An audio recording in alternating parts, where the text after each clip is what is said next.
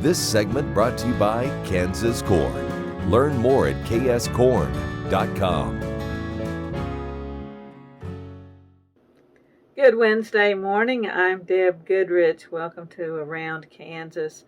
Well, the day after Election Day, and no, I wasn't out partying, waiting for the results all night. I just thought I wanted to dress up and celebrate the fact that we can have elections. And hey, whether you're happy or not with the election, we get to do it again in 4 more years. That's the great thing about living in America. And while we're at it, how about some term limits? Yeah, I will get on my soapbox for just a minute about that one. I think that really needs to happen.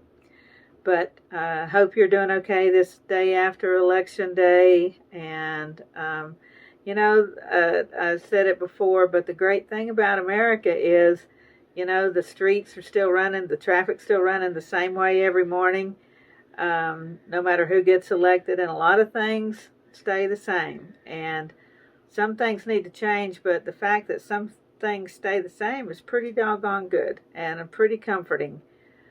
So you get up and have your cup of coffee and just think about all the things we have to be grateful for. This is November, so the month of gratitude. So let's start today with all the things we have to be grateful for and remind ourselves of that throughout the month.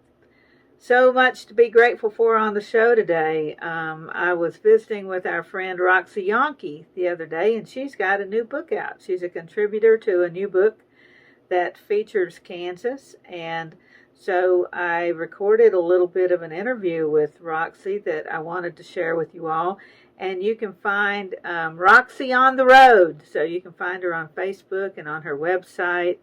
And she just does a great job of promoting Kansas and just being all over the place and talking about all the good things there are here to visit. And you can follow Roxy and make sure you get a copy of the new book. So let's hear just a little bit from Roxy this morning. Welcome, Roxy Yonke. Hi, I'm Roxy Yonke. I'm a travel blogger with RoxyOnTheRoad.com, and I'm working on books with Midwest Travel Network. There's an author for each state most of the time, but since I live in Kansas, I'm the Kansas writer, and we didn't have a South Dakota writer, so I split South Dakota with people from Illinois and North Dakota, and we put it all together. Since I live on Land and Sky Scenic Byway, I chose to include Land and Sky, and we decided that we wanted to have geographic spread throughout the states. So Glacial Hills Scenic Byway, Route 66, and Frontier Military. There's 3 of the 4 corners of Kansas. You can't get much more spread apart than that. And then we have the Flint Hills National Scenic Byway, which is in the tallgrass prairie area of Kansas, Flint Hills, which is one of my favorite parts of the state. I highly recommend Roxy's book and following her on Facebook. She just does a tremendous job, and following her blogs. Kudos, Roxy. Congrats on the new book. If you happen to hear screaming in the background, it's not the Mongolian herds. It is actually grandchildren here today. So, yeah, like I said, folks, some things just do not change.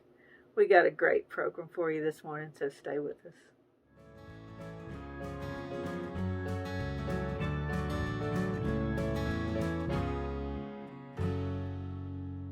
In 1821, a trade route was opened from Missouri in the United States across prairies and mountains to Mexico.